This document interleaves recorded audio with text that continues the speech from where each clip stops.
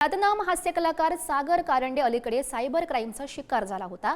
झटपट पैसे कमावण्याचा आमिष दाखवून एका महिलेनं त्याला तब्बल 61 लाख रुपयांचा गंडा घातला।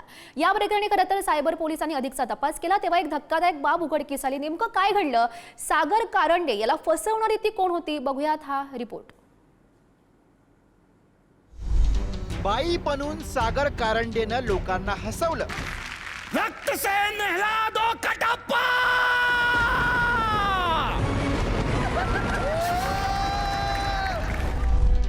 बाई बनून सागर कारंडेला 61 लाखांना फसवलं। आय गॉड, काय सांगू ना, I am that you know that America, you know America, I am there only ना। पण फसवणारी ती नव्हेच, सायबर पोलिसांकडनं पर्दाफाश।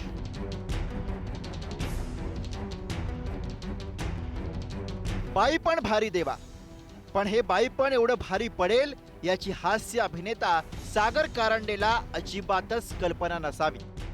आपल्या विनोदी शैलीनं मराठी प्रेक्षकांना खळखळून हसवणारा अभिनेता सागर कारंडे नेमका एका बाईच्या मोहजाळात अडकला। एक लाईक करा आणि पैसे कमवा या आमिषाला तो बळी पडला आणि सायबर फ्रॉडच्या जाळ्यात अडकला। गेल्या फेब्रुवारी महिन्यात सागर कारंडेला मीना सकपाळ नावाच्या अनोळखी महिलेचा व्हॉट्सअपवर मेसेज आला। टेलिग्राम आणि इंस्टाग्रामवरील लिंक्स लाईक करा आणि घर बसल्या 6000 रुपये कमवा असं आमिष त्या महिलेनं दाखवलं। सागर कारंडेला सुरुवातीला 10 वेळा प्रत्येकी 11,000 रुपयाचं पेमेंट मिळालं, पण यापुढे हे काम सुरू ठेवायचं असेल तर आणखी पैसे गुंतवावे लागतील असं अगरवाल नावाच्या महिलेनं सांगितलं। या प्रलोभनांना बळी पडून सागर कारंडेनं तब्बल 61,83,000 रुपये गुंतवले, पण आपली फसवणूक झाल्याचं लक्षात आल्यानंतर त्यानं सायबर पोलिसांकडे तक्रार केली। या प्रकरणी सायबर पोलिसांच्या तपासात धक्कादायक बाब समोर आली आहे, ती म्हणजे सागर कारंडेला फसवणारी ती नाही तर तो आहे।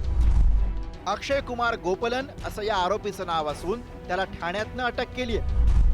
सागर कारंडेनं गुंतवणूक केलेल्या रकमेतून अक्षयनं 4,59,000 रुपये मित्राच्या खात्यातनं रोखीनं काढले। उरलेले सगळे पैसे आंतरराष्ट्रीय बाजारातनं क्रिप्टो करन्सी विकत घेण्यासाठी खर्च केले। अक्षयनं यापूर्वी सुद्धा अनेकांची आर्थिक फसवणूक केली। तो आंतरराष्ट्रीय स्तरावरील सायबर गुन्हेगार असल्याची बाब आता तपासातनं समोर आली आहे। सागर कारंडे याला लिंक ज्या माध्यमातून मिळालेली होती तीच लिंक पोलिसांनी तपासली आणि याच लिंकचा पिछावा घेत हा संपूर्ण प्रकरण आहे ते पोलिसांनी उघडकीस आणलेलं आहे। फक्त सागर कारंडेच नाही तर त्याच्यासारखे अनेक असे मोठे व्यक्ती, मोठे अभिनेते हे त्याच्या जाळ्यात फसले असल्याचं देखील पोलिसांना संशय आहे आणि पोलीस त्याच अनुषंगाने पुढे जो तपास आहे तो करत आहेत। सायबर गुन्हेगार नेमके कशा प्रकारे लोकांची फसवणूक करतात हे सागर कारंडे प्रकरणाच्या निमित्तानं पुन्हा एकदा समोर आलंय। आकर्षक गुंतवणुकीचं आमिष दाखवून हे भामटे फसवणुकीचं जाळं पसरवतात, पण कुणीही घर बसल्या फुकटात पैसे देत नसतं, मग तो बाई असो नाहीतर बुवा। प्रत्येकानंच कानाला लावा खडा, हाच आहे यातला धडा। निखिल चव्हाण, पुढारी न्यूज, मुंबई।